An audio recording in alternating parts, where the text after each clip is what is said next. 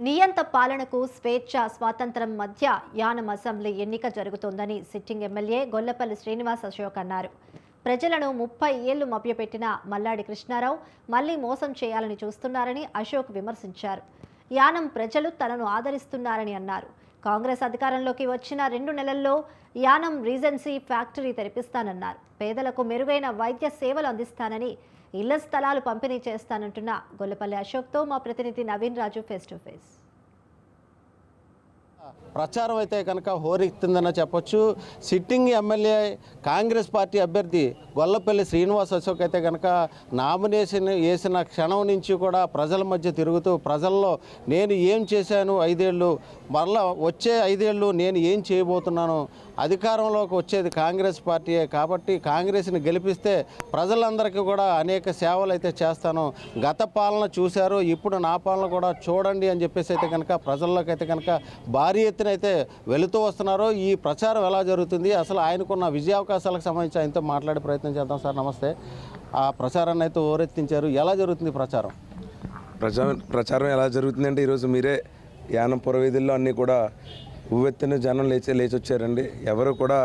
ఎవరు స్వతంత్రంగా వాళ్ళే ఏ ఇబ్బంది ఏ భయం లేకుండా మేము నిన్న కూడా చెప్పిన పిలుపుకి ఎవరైనా పనుల్లోకి వెళ్ళే వాళ్ళు ఉంటే కూడా ఎవరో ఇబ్బంది పడద్దు. కేవలం అందుబాటులో ఉన్న ప్రజలు, మార్పు కోసం కోరుకునే ప్రజలు, స్వాతంత్రం స్వేచ్ఛ కోరుకునే ప్రజలు వచ్చి కలవాలని, కానీ ఇంత ఉవ్వెత్తిన ప్రజలందరూ కూడా వచ్చి సహకరించడం, ప్రతి ఒక్కరు కూడా వాళ్ళే ఎంత ఎండ ఎలాంటి వాటిల్లో కూడా వాళ్ళందరూ వచ్చి సహకరించి మాకు ఈ ప్రజా చైతన్య యాత్రని విజయవంతం చేయడం కూడా జరిగింది. అదేవిధంగా ప్రజలందరికీ కూడా కోరుకున్నది ఏంటి అంటే ఇప్పుడు దాకా ఉన్న నిరంకుశ పరిపాలన, నియంత పరిపాలన అనేది ఉండకూడదు, దాన్ని ఎలాగైనా పూర్తిగా నాశనం చేసి కుకట వేళ్లతో కూడా బయటికి పీకేయాలని చెప్పి వాళ్ళందరూ కంకణం కట్టుకున్నారు. ఈరోజు అందరూ కూడా క్యాంపెయినింగ్ ఎలా జరుగుతుంది లేకపోతే ఇంకోటి ఎలా జరుగుతుంది అని అడుగుతున్నారు. మా క్యాంపెయినింగ్ మేమేం చేయట్లేదండి, ప్రజలే మాతో క్యాంపెయినింగ్ చేపిస్తున్నారు, వాళ్ళే మాతో ఉన్నారు, వాళ్ళే మమ్మల్ని ముందుకు నడిపిస్తున్నారు తప్ప మీరు మాకు కావాలి అని చెప్పి ఈరోజు అంబేద్కర్ నగర్ పెద్దలు విష్ణుమూర్తి గారు కానీ, ప్రహ్లాద్ గారు కానీ, పెద్దలందరూ, యువత బిక్కు గారు కానీ, ఇలా చాలామంది అందరూ పేరున ఒక్కొక్కరు వచ్చి అందరూ ఎలా అయితే ముందుకు చేయాలి, ఎలా అయితే ముందుకు తీసుకెళ్లాలని చెప్పి ప్రతి చోట కూడా బ్రహ్మరథం పడడం జరుగుతుందండి. మీ విజయ అవకాశాలు ఎలా ఉన్నాయంటారు?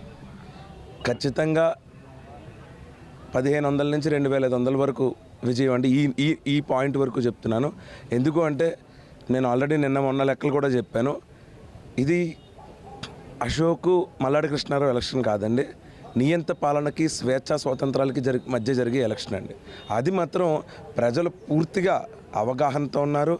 ఏప్రిల్ 9వ తారీఖు తర్వాత ప్రజలు పురవీధుల్లో ఎలా తిరుగుతారో, మే 4వ తారీఖు తర్వాత రిజల్ట్ వచ్చిన తర్వాత బయటికి ఎంతమంది వస్తారో మీరే చూద్దరు. అంటే మీరు చెప్తున్నారు అంటే మీ ప్రత్యర్థి మల్లాడి కృష్ణారావు అయితే కనుక నిన్న బహిరంగంగా అయితే సవాల్ అయితే విసిరారు. నేను ఓడిపోతే గుండె గీయించుకుంటాను, అలాగే పేరు మార్చుకుంటాను అని చెప్తున్నారు. దీన్ని ఎలా చూడొచ్చు అంటారు?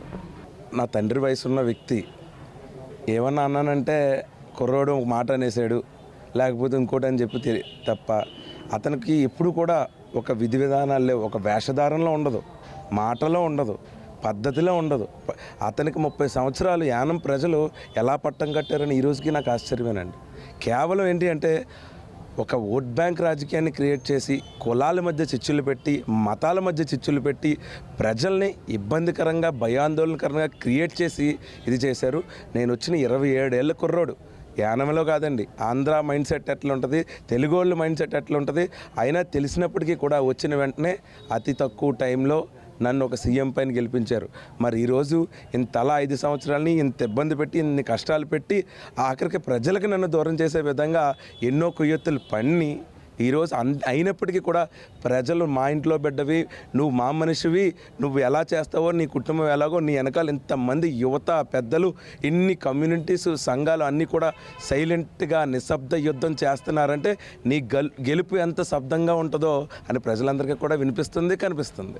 ప్రజలకి మీరు ఏం హామీ ఇస్తున్నారు ఈ ప్రచారంలో? ప్రజలు ఏమి మిమ్మల్ని కోరుకుంటున్నారు? మేము ఇక్కడే కూర్చున్నాం, మనం అంబేద్కర్ నగర్ దగ్గర ఉన్నాం. ముఖ్యంగా చెప్పాలి అంటే ప్రతి వ్యక్తికి కూడా మేము చెప్పింది హెల్త్ అండి ఫస్ట్. ఎందుకంటే ఈరోజు చాలా చోట్ల నేను వెళ్ళినప్పుడు 1% ఎక్కడో మేము అందలేకపోయాం, వాళ్ళు 5 లక్షలు 2 లక్షలు 3 లక్షలు హాస్పిటల్కి అయితే మా చెయ్యగడ సరిపోవాలి సార్, సరిపోలేదు. ఇప్పుడు నాకేమీ ఆయనలా ఓల్డేజ్ హోము లేదు, లేకపోతే పెట్రోల్ బంకులు బ్రాందీ షాపులు మాఫియాల కింద లేవు సార్. నాకేంటి అంటే నా స్వతహాగా నెల అయ్యేటప్పటికి నాకు ఆదాయాలు రావాలి. ఆ ఆదాయాల నుంచి వచ్చింది ఎంతవరకు చేయగలను ఈ చేత్తో స్వతంత్రంగా నా తండ్రిది నాది నా కుటుంబీకులతో నేను చేయడం జరిగింది. ఇప్పుడు మేము గెలిచిన వెంటనే ఫస్ట్ ఏ కుటుంబానికైనా కూడా మంచి వైద్యం అందించాలి సార్. అది ఎవరో కూడా ఒక నాయకుడు చుట్టూరునో ఒక పార్టీ చుట్టూరునో ఎవరి దగ్గరకో తిరగలేకుండా వాళ్ళు డైరెక్ట్గా వెళ్తే మంచి వైద్యం అందించే విధంగా మొదటిది సార్. 2 రేజెన్సీ సార్.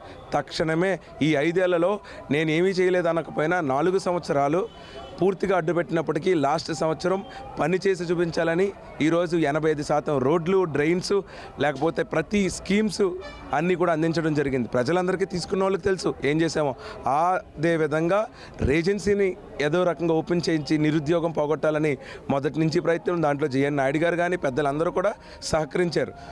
అయినప్పటికీ దాన్ని ముగించేశారు. ఈరోజు గెలిచిన 2-3 నెలల్లో సింగిల్ విండోలో అది క్యాబినెట్ ముందు పెట్టి ఎట్టి పరిస్థితుల్లో దానికి సంబంధించిన సబ్సిడీస్ కానివ్వండి, దానికి సంబంధించిన ఇండస్ట్రియల్ బెనిఫిట్స్ ఏమున్నాయో అవన్నీ ఇచ్చి అది ఓపెన్ చేయించే పద్ధతి అండి. 3 నాకు నేనుగా 9.5 ఎకరాలు ఇళ్ల పట్టాలకు చూసుకున్నాను. అదే కాకుండా గవర్నమెంట్ నుంచి ఇంకా మీరు ఆయన చెప్పినట్టు 150 ఎకరాలు అయితే లేవు సార్. నాకు తెలిసినంత వరకు ఒక చోట 10, ఒక చోట 4, ఒక చోట 3 అలా మేము వేకెంట్ ల్యాండ్స్ అన్నీ కూడా ఊర్లో ఉన్నవి తీసాం. అవి ప్రజలందరికీ కూడా కొంతమందికి ఈరోజు యానం రెవెన్యూ తగ్గిపోయింది మీకు తెలుసు. ఆ రెవెన్యూ బిల్ట్ అవ్వాలంటే మళ్ళీ కొన్ని మెయిన్ సెంటర్స్లో ఉన్న వాటికి షాప్స్ కింద కన్వర్ట్ చేసి బిల్డ్ చేసి మళ్ళీ వస్తే అది మున్సిపాలిటీకి ఆదాయం వస్తుంది. అదేవిధంగా కొన్ని లోపల ఉన్న వాటికి ప్రజలకి పట్టాలు కింద ఇస్తాం. మళ్ళీ ఆ పట్టా కమిటీ అనే మీటింగే ఈ 5 సంవత్సరాల్లో కూడా ఆయన నన్ను పెట్టనివ్వకుండా పట్టా ఇప్పుడు నేను ఇచ్చే పట్టాలు కూడా కాగితం వాళ్ళ చేతికి అప్పచెప్పకపోతే అది ఉపయోగం లేదు. కాబట్టి నేను కోరుకునేది ఏంటంటే 3వ అంశం పట్టాలండి. అది ప్రతి పేదోడికి కూడా అందించే బాధ్యత కాంగ్రెస్ ప్రభుత్వాన్ని. ఇది సిట్టింగ్ ఎమ్మెల్యే గొల్లపల్లి శ్రీనివాస్ అశోక్ అయితే కనుక చెప్తున్నారు. అంటే ఈ యానాకు సంబంధించి అయితే గత 5 ఏళ్ళు కూడా నేను ఎమ్మెల్యేగా ఉన్నప్పటికీ మాజీ మంత్రి అయితే కనుక ఇక్కడ పాలించాడు. కానీ ఇప్పుడు మరలా ఏదో చేస్తామని చెప్పి ప్రజలను అయితే మభ్య పెడుతున్నారు. అసలు 150 ఎకరాలు అంటే ఈ యానంలో అసలు ఉన్నదే ఎంత అనేది జోక్గా ఉందని చెప్తున్నారు. అయితే నేనైతే కనుక ఎమ్మెల్యేగా 2వ గెలుపొందితే ఇప్పటికీ కూడా అనేక సంక్షేమ కార్యక్రమాలు అందిస్తారు. పేదలకు అందరికీ సంబంధించి ఆ ఇళ్ల స్థలాలు కూడా ఇవ్వడానికి ప్రయత్నం చేస్తానని చెప్తున్న పరిస్థితి. ఇది తాజా పరిస్థితి. వీడియో జర్నలిస్ట్ శ్రీధర్తో నవీన్, స్వతంత్ర న్యూస్ యానం నుంచి.